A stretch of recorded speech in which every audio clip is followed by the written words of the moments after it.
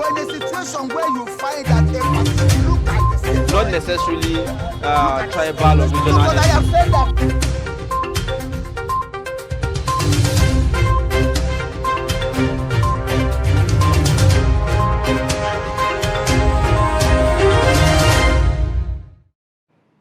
All right, welcome back. It is now time for us to have a look at what the papers are saying today. And in the studio with us, we already have our reviewer to hear from his perspective on stories around the country.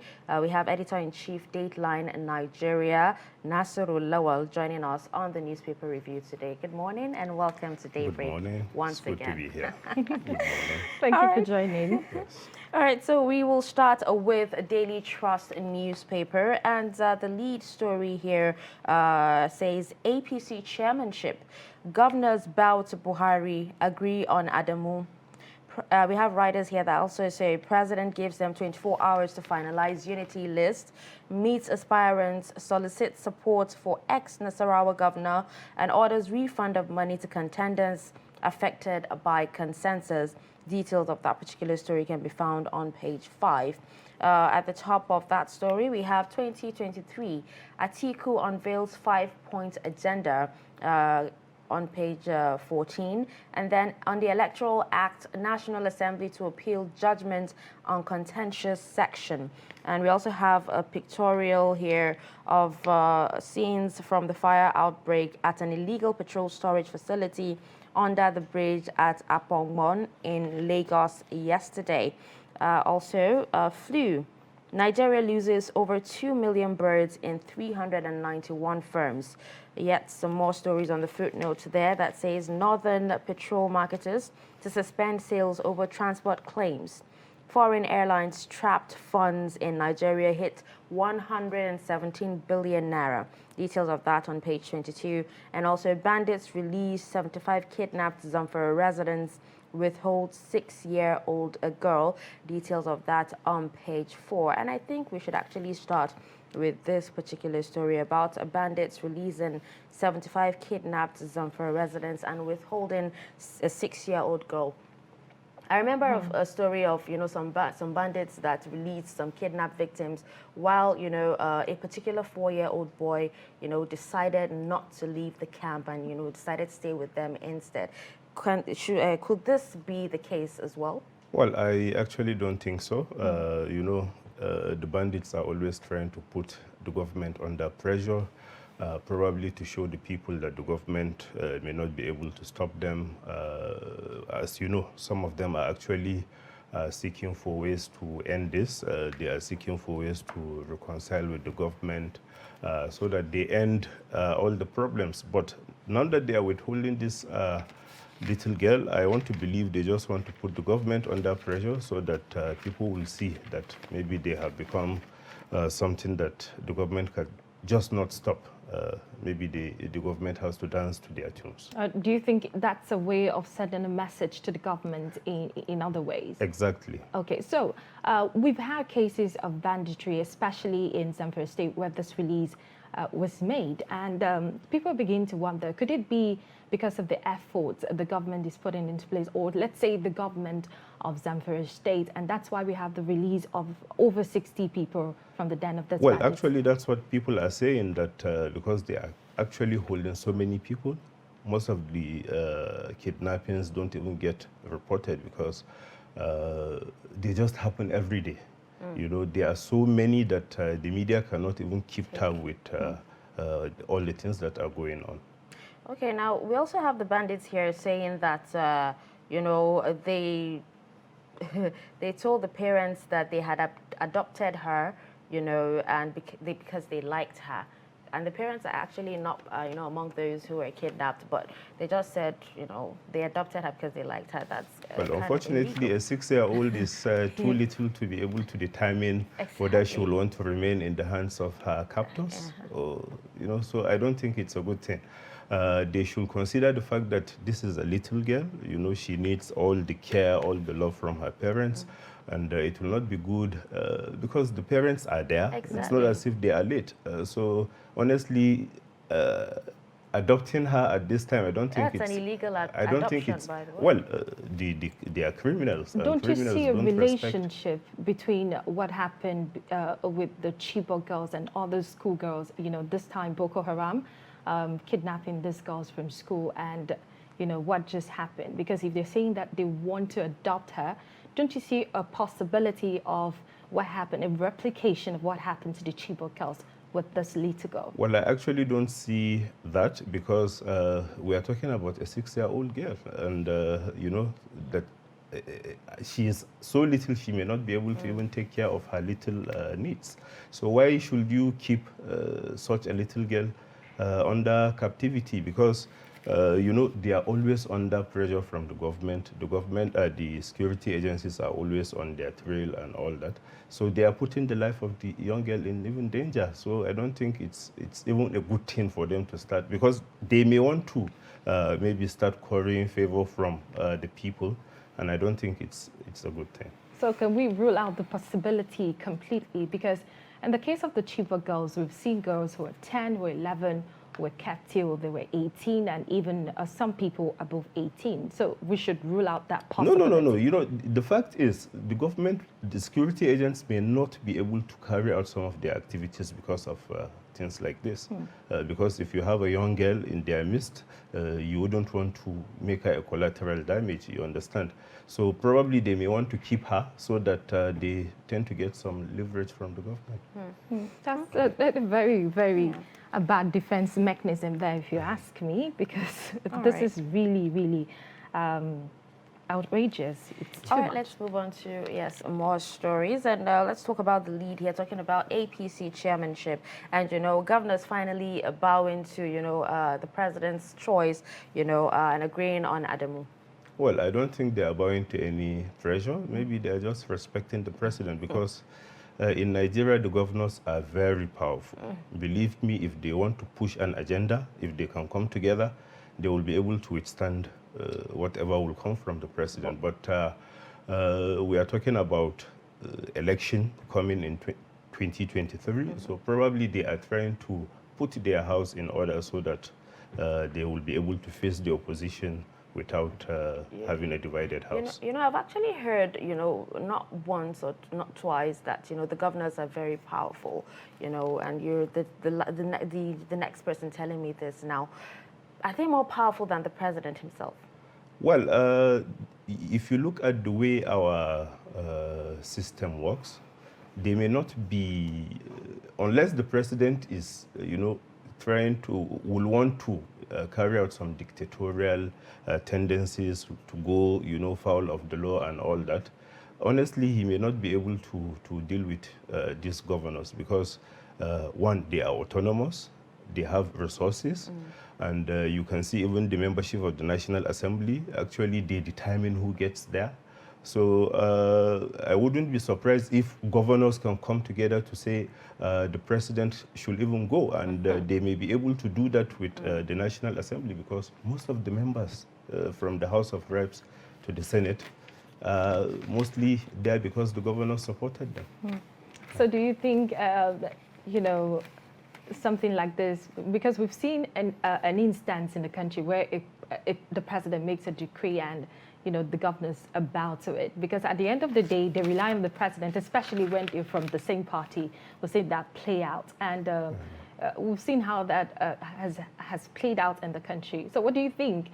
Do you think that there's a kind of an agreement or consensus between the president and the governors? Yeah, I think there is a form of agreement because you can see the president is actually telling them to go back and refund all those who have indicated interest to vie for certain positions. And he's also telling them to go and make up the remaining list so that at the convention venue, they may not have to do any contest, so that they just affirm. And all right, so in your opinion, do you think that Adamu is, you know, the best choice, the best candidate? Well, that's for the politicians to determine. Yes. Okay, all right. So we'll just take one more story on Daily Trust before we move on. And, you know, out of so many things, you know, happening or going awry in Nigeria, we still have the fact that a bird flu, you know, 2 million birds have actually been lost to bird flu. Well, you know, Nigerians, if you're talking about birds, they may not even understand the magnitude of what you are trying to say. Maybe by the time you start saying chicken, you know, they know how important, important the chicken is to the menu, to the people's income and all that. Maybe by the time you start, you know, putting things that people can relate with, maybe they begin to see the magnitude of what we are talking about.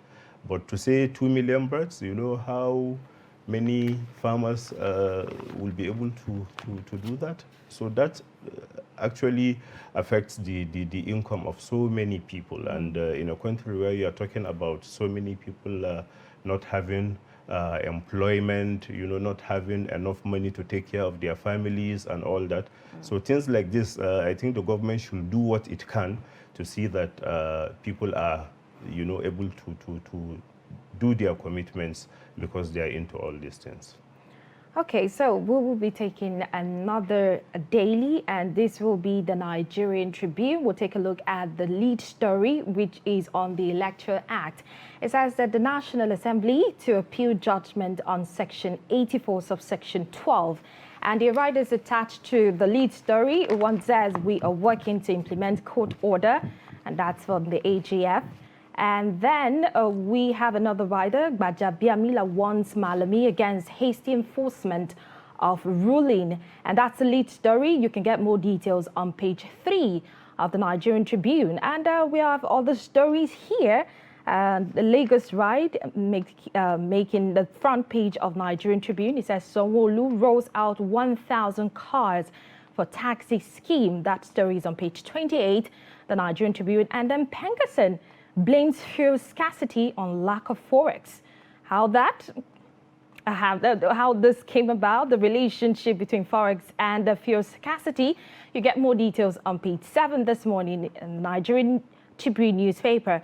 And then another story worthy of note is traditional worshippers dissociate themselves from invasion of OAU campus. Traditional worshippers dissociate themselves from invasion of OAU campus. And then there've been a lot of chaos, I would say not too much chaos at OAU campus. So that story is on page 4 this morning. And Lagos Free Trade Zone investment to hit $461 billion in 45 years. That's coming from NABSA. To get more details, that story is on page 5. And let's take the final story this morning. Just by the left strap, if you're looking at it the way I am looking at it, it says Nigeria is sinking ship needing urgent rescue. You want to know who made that statement? Of course, Atiku. And he's a writer attached to that story. It says 2023, a choice between unity and the vision. That story is on page 5, and that's all we'll be taking from the Nigerian Tribune this morning. Coming to look at this, I think it's pertinent we start with this one that has to do with our country. Nigeria is sinking ship needing urgent rescue. That's coming from Atiku. What's your take on that? Well, you know, Atiku is one of the leading contenders for the 2023 presidency. That's what so many people are saying. And this is not the first time that he will be coming out to actually show interest in running for president. He did that in 1993, and then he had done that from 2007, you know, all through to 2015, to 2019. And now he is also interested in running for the same office in 2023.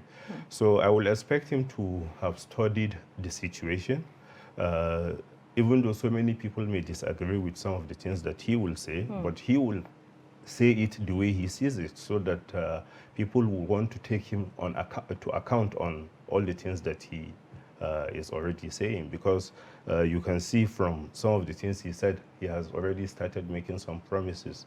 I saw in his declaration speech where he said He feels like a 25-year-old, so you can actually call him a youth.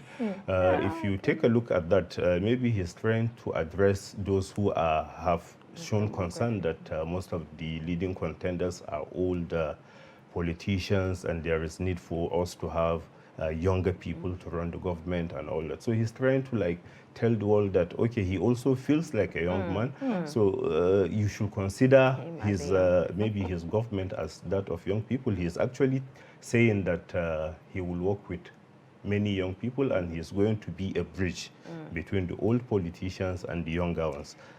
That is yet another promise, and in the past we've actually seen so many promises go unfulfilled. You know, him, coming out with his, agenda and everything. How do Nigerians know for sure that he will fulfill these promises? Well, until he gets there, they remain just promises, because, well, the problem is, I think this is the right time for the media and even the people to start taking note of all the things that all these politicians are actually saying, so that once they are there, you will be able to hold them to account, because these are things that they are saying themselves. It's not as if somebody is forcing them to say it. So if you haven't done your homework, why should you start saying things that probably you may not be able to even implement? We also have Umahi pushing his presidency agenda. Well, Umahi is in the news. Actually, he's facing lots of pressure. Exactly. He's not even sure of his status at the moment.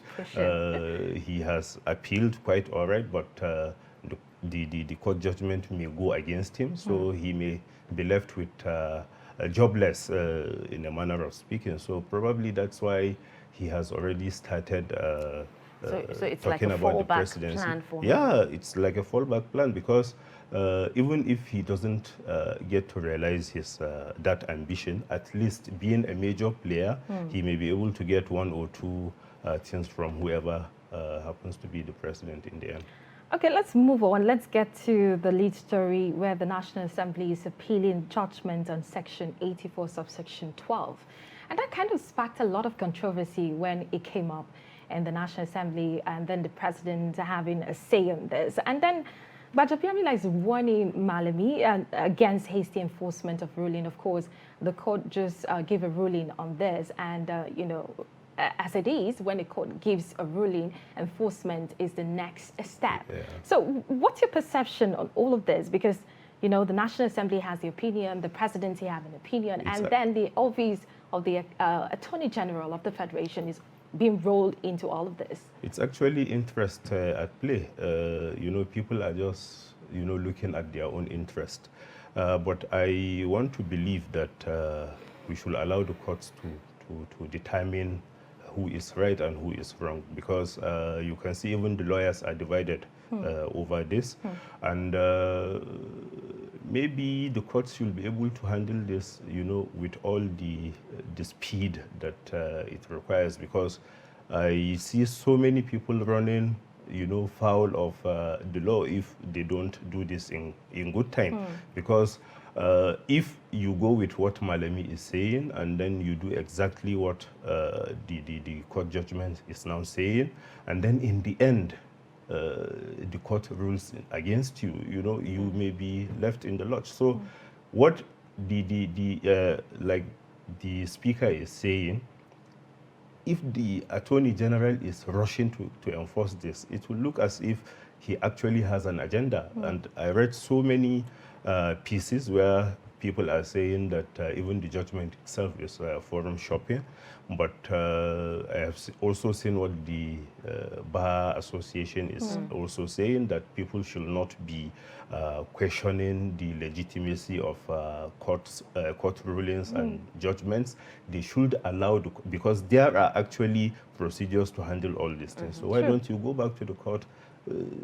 Whatever it decides, then you live with it. Okay, but then why was the suit filed all the way in Abia and not, in the Supreme Court in Abuja? And even most of the lawyers are actually against this particular ruling. Well, that's actually some of the things that people are saying, that they went to Abia because they were actually looking for a judge that will do their bidding. But that's just speculation, because unless you are able to prove that, it will remain just a rumor. But honestly, this is something that our laws should be able to handle. The speaker, I don't think he should even go to the extent of even warning anybody. The law is there, everybody should respect it. You know how these things are very, very dicey.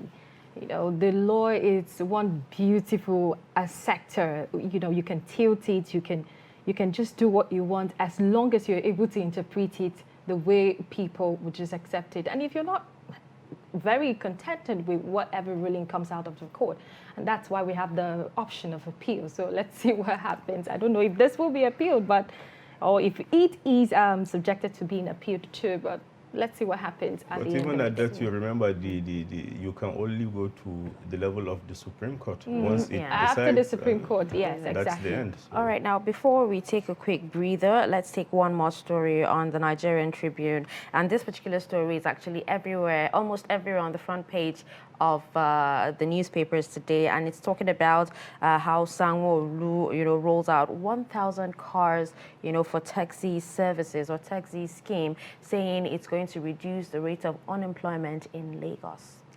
Well, I want to believe so, but we will want to know how they are going to do the distribution, because transportation is a very big challenge in Nigeria. So many people are owning cars because of the nature of the transport system that we have. I know so many people who will want to maybe do away with their vehicles if they are sure wherever you want to go to at the time that you want to go to, you will be able to do that with less problems. Then why even own a car? But now that he is coming with this, I don't think it's even for the government to be spending hard-earned money, doing all this. They should just create the enabling environment so that those who see that as something that they can make money out of can actually go into it without necessarily using money that can go into education, can go into provision of healthcare and other important things. But this is Nigeria, and it's actually being counted as one of the achievements of the administration. When we talk about taking care of unemployment in the country, I remember a state governor who's still ruling, in the state of tackling unemployment in a particular state, had to distribute wheelbarrow to the youth. And, it just makes you wonder, what could we have done better to eradicate unemployment in the country? Now, 1,000 taxis have been rolled out for the taxi scheme, and then you have a state government putting down wheelbarrow to be given to the youth. Some even give yam and hose. Yes, cutlasses. Yeah. So you can see that some youths are not okay with this, and some youths may not take this the right way. Shouldn't be like a forum where you ask the youths, what do you want? What do you want the government to do to eradicate poverty or unemployment in the country? Actually, because we have not been taking what the youths actually want into consideration, this is one of the reasons why you see people collecting money and then using it to do buy phones, do Facebook and all that, because you have not actually done your research to know exactly what these people are after. And even our curriculum in the schools, we are churning out graduates, without showing them, without teaching them anything about being self-reliant. So you come out of the institutions and then you start waiting for jobs that are not even there. So honestly, we need to take a look at how we even address our policies. If we are doing anything for the unemployed, we should be able to take their input so that we will know exactly what we need to do, so that we don't end up applying the wrong medicine for the wrong reason.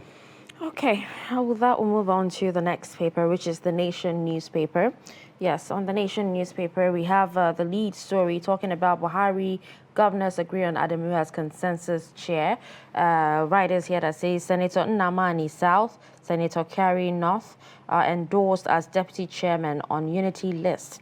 no election at convention, other chair aspirants to get refund of a nomination fee. We also have this story that talks about National Assembly to appeal judgment voiding Electoral Act, Section 84, subsection 2. Now, IMF ready to lend more to Nigeria is yet another story on the front page of the Nation newspaper. And we have a pictorial of the cars or the taxis, the 1,000 cars from the, transport scheme in Lagos. If you go to the top of the page, you'd find Ogwanyi Oladipo, 35 others in PDP zoning panel. You also have Soyinka decries protest over OAU VC, says agitation's crazy. And then millions gone as fire raises Lagos Benue markets. And give us another chance, PDP governors beg Nigerians. Yes, these are, some of the stories on front page of the Nation newspaper. Let's talk about, lending, borrowing, and the IMF saying they're ready to lend Nigeria more. Well, but you can also see the same IMF is telling Nigeria to do certain things. The last time I checked, they were talking about CBN reducing its interventions because they believe since COVID-19 is no longer a challenge the way it used to be in the past, probably the CBN should also lessen the amount of money it is pushing into the system. So it's for Nigeria to decide whether, they will be able to do all the things that IMF is saying to be able to have money, because we are actually challenged. Like what is happening in the oil around the world, this is something that should have earned Nigeria lots of money, but because we have not been able to refine these products, we are just like buying it at the international market. So whatever we are able to make, from the sales of all this crude oil and what have you, we are taking it back into the system to be able to buy this product, which is unfortunate. I remember you talked about IMF speaking about our borrowing, the stance of our borrowing in the country, and also World Bank did say something about this. And now IMF is ready to lend us money. Should we be worried about this? Yeah, we should, because why are they talking about? Because even within the country, people are saying we have borrowed a lot. The amount of money the government is actually spending in, servicing all these debts and what have you, they are huge, but here you have, an international lender, but what do? That's basically what they do. So they will want you to do that, so that, to keep them in business. But will they have some kind of control over Nigeria? Certainly they would, because they just don't give you money.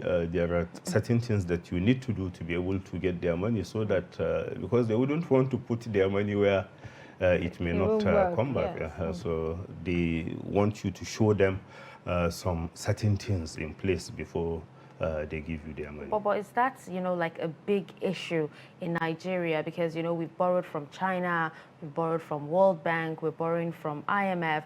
If we stopped the borrowings today, will, things pick up for the country? I don't think so, because we are talking about cutting cost of governance. We've not been able to do that. If you look at the members of the National Assembly, for instance, just a representative will be moving about with 4 vehicles. You need to foil them. At least you need to pay the people driving them, things like that. So if we are able to reduce some of the cost that we are putting into governance, honestly, we may have less reasons to go borrowing. Okay. All right, so due to time constraint, we'll move on to another daily. The Punch is our next stop.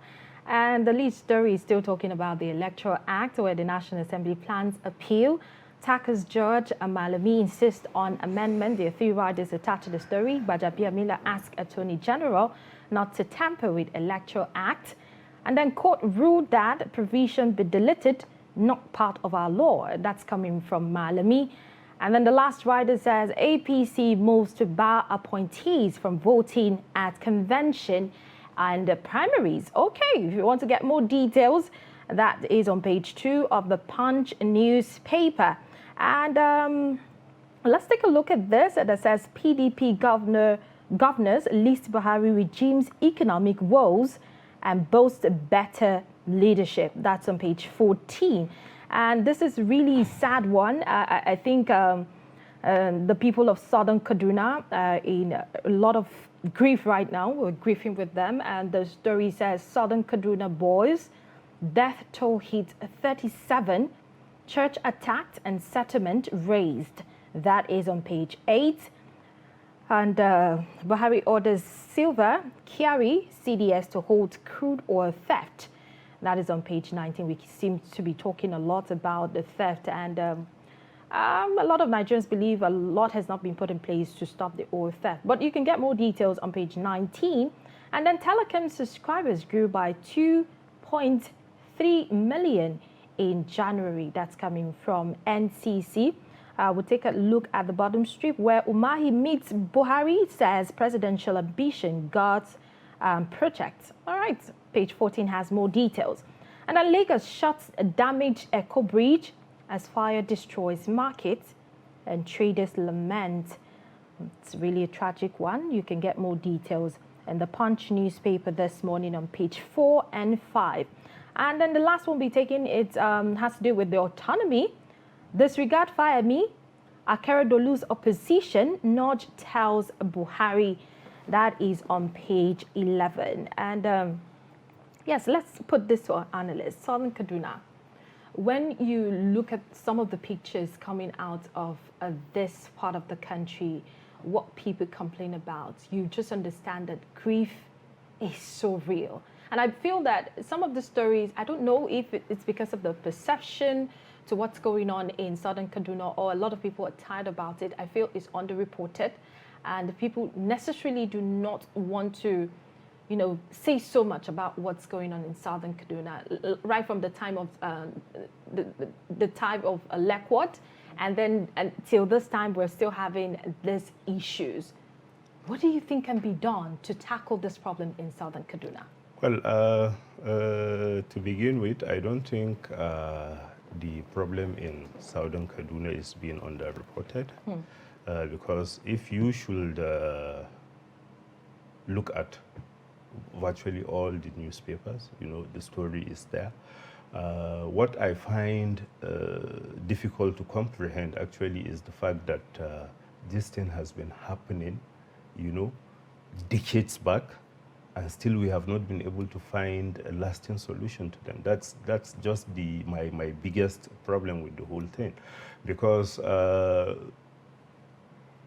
you talk about settlers, you talk about indigenous, in today's Nigeria, when Nigerians are becoming, holding positions outside this country because people are giving them the chance, but we are not able to do that for our own brothers, for our own kids and kin. So why is it difficult for the government to be able to handle this, to be able to solve this problem once and for all? That's what I actually find very difficult to understand. Now, we understand the fact that, when things like this happen, it takes a while for security forces, to move in. And in some climes, you find out that, they move in to protect the citizens from any further attack.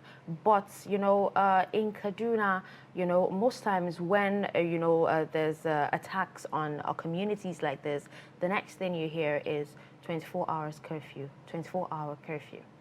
Yes, Isn't there more that the governor can actually do? Well, the curfew thing is usually a temporary thing that they do, because when tempers are high, are rising, you don't want people to go out there because the killings may actually continue.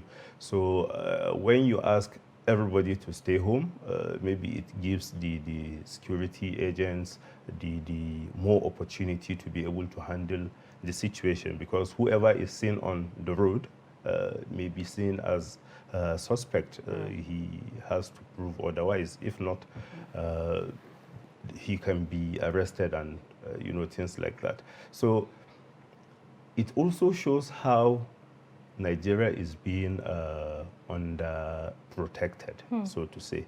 The challenges are so many. You know, we are still talking about the need to hire more security agents. We've not been able to do that. And even when we do that, you know, the few that we have, you see them playing roles that actually we don't even need. We still have so many policemen, for instance, going about guarding some VIPs. If there is general security in the land, why do you need anybody to be with you all the time? You understand? So by the time if we are able to secure the country, honestly, most of the security men we attach to all these so-called VIPs, we can get them to do their normal jobs. Okay, now, you know, talking about security, you know, we should be able to, you know, secure or defend ourselves first before, you know, external security forces actually come in to help us out. But how can these people actually protect themselves against, you know, numbers of gunmen coming in on bikes and, you know, wielding, you know, automatic weapons? That's actually a major problem. You know, we tend to say things that we can't even implement. You will hear today government banning motorcycles in most of these communities, and then the next minute you see gunmen on motorcycles, you know, not one, not two, hundreds of them, you know, moving at the same time, and then there will be nobody to even stop them. And then the country has not been able to stop the inflow of all these light and small weapons. You know, so criminals are armed. They have so many at their disposal. And then the victims, what do you expect them to do? The government has not been able to protect them.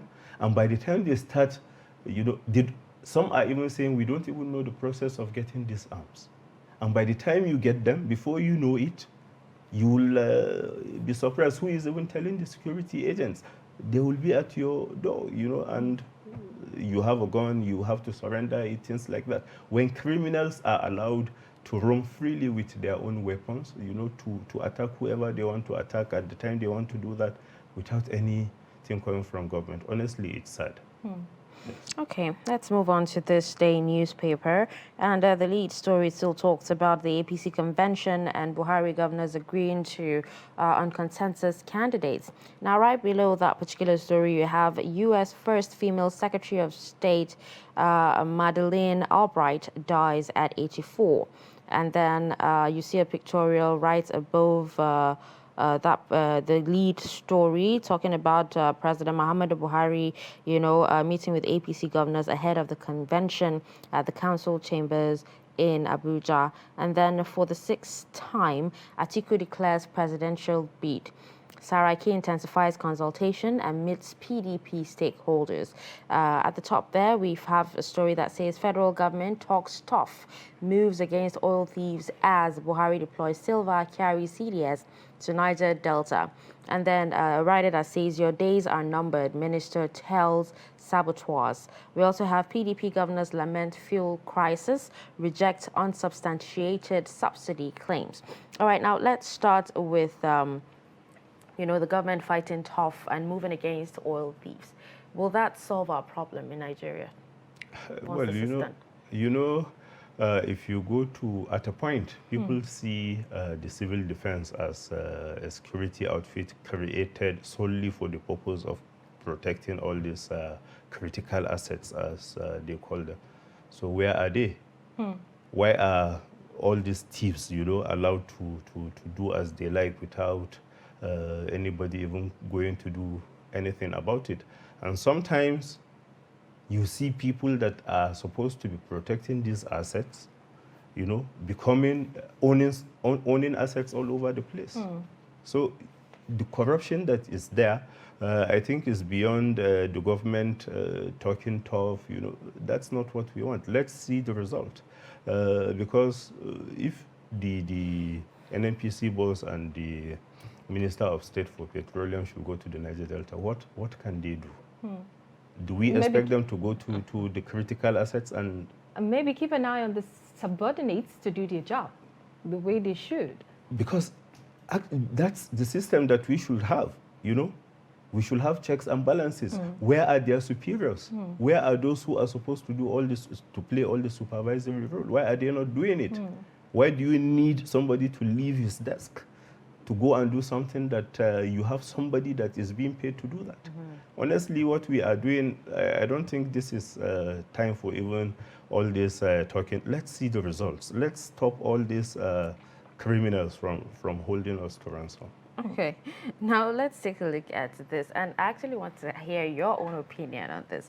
Now, said for the 6th time, Atiku declares presidential bid.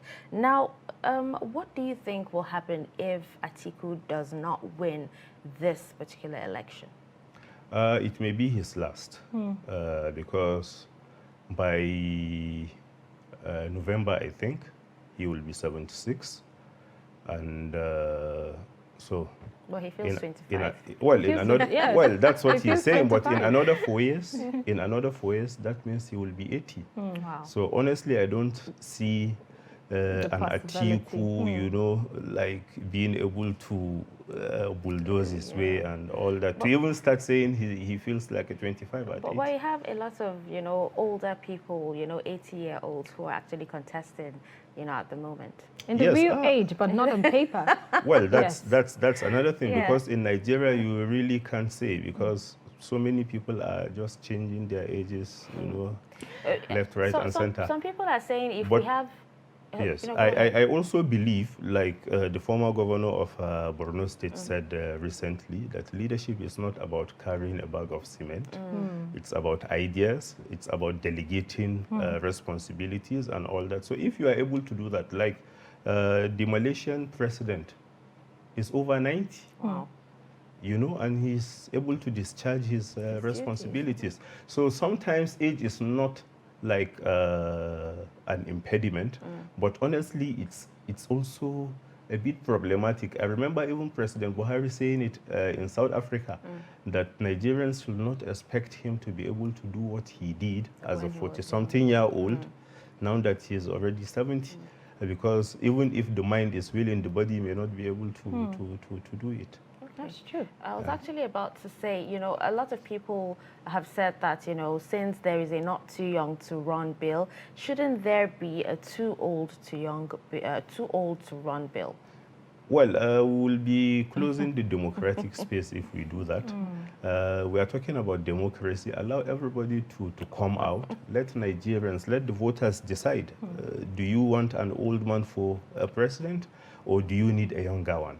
It's something that the electorate should. And luckily for Atiku, the Constitution did not say you can't run for so number of times. So he can run until he feels no longer interested in it. It's all about the acceptance now. Yes. But let's take this last one that says PDP governors lament a fuel crisis and reject unsubstantiated subsidy claims. This is not the first time this is coming. You know, the opposition always. Even the present ruling party, when they were in the opposition, they were actually saying the same thing to the PDP. So it's just political statements. Not that they shouldn't be saying them. They have a right to say. In fact, they should be saying them so that the government will be under pressure to do the right thing. But unfortunately, we are already in the 2023 season. You can see even security issues are beginning to take the back seat.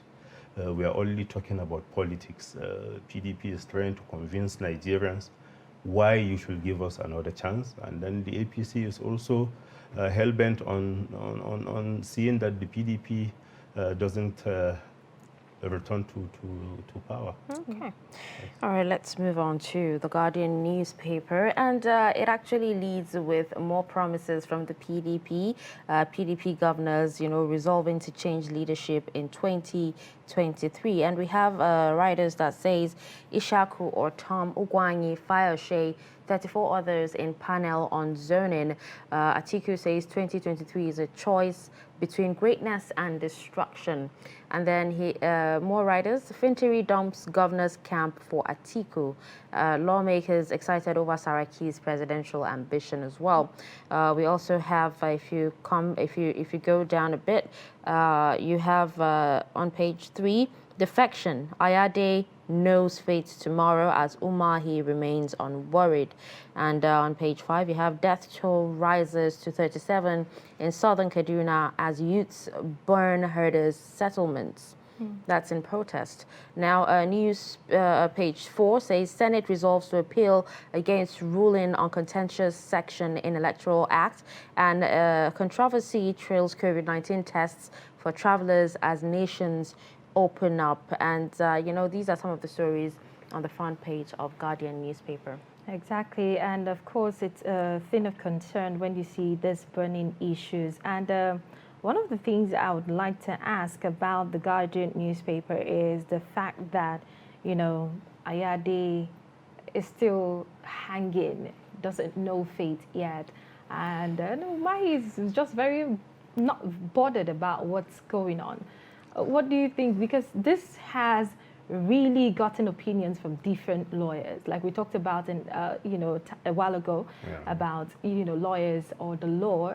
It depends on how you interpret it. A lot of people have opinions. Lawyers in particular have opinions about some of these things that happen. Defection, lawmakers, following in the suit of the governor because of defection. So what do you think? What's your perception to this one? I think it's very important.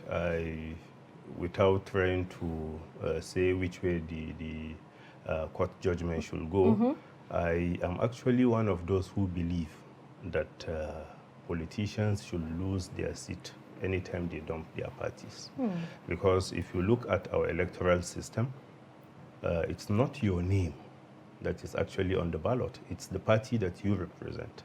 So why should you, after riding, on a platform, and then all of a sudden, all the votes that people give to a particular party, you are dumping all that and you are changing camp as if nothing has happened? Honestly, I think we need sanity, and with laws like this, we will be able to restore some sanity to the system. Whoever decomes from his political party, honestly, he should be ready for the next election, because he should be replaced.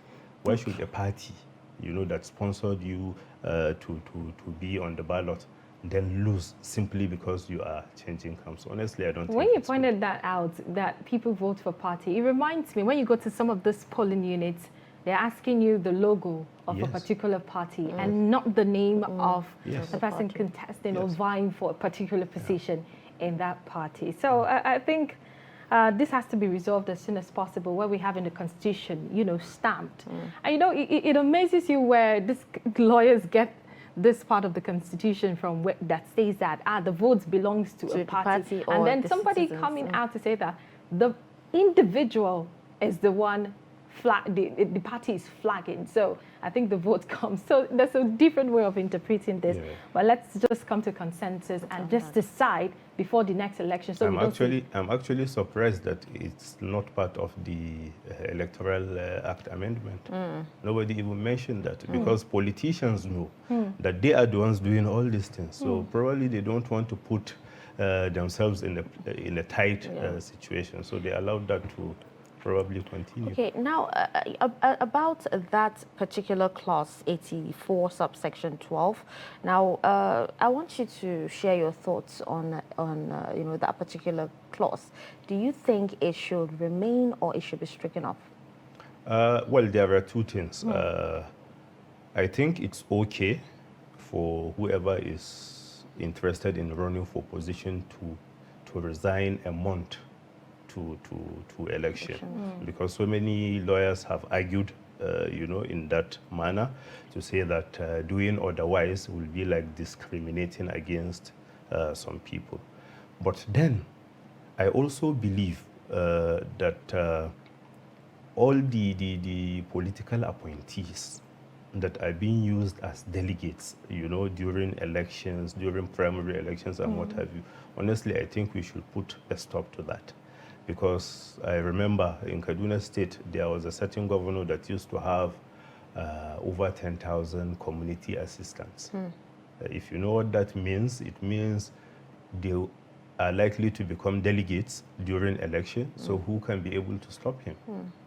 Because you are sure of all the people are going to vote for you. So by the time we allow political appointees to be taking part, in elections as delegates, honestly, will not be helping the system, because that will mean perpetuating whatever the governors want.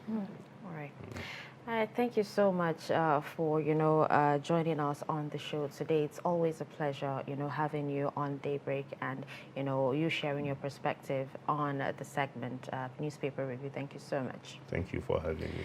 All right, so that was Editor-in-Chief, Dateline Nigeria, Lawang Nasiru, giving us his perspectives on, the papers today. We'll take a quick breather, and when we come back, it'll be time for our first discussion. Do stick around.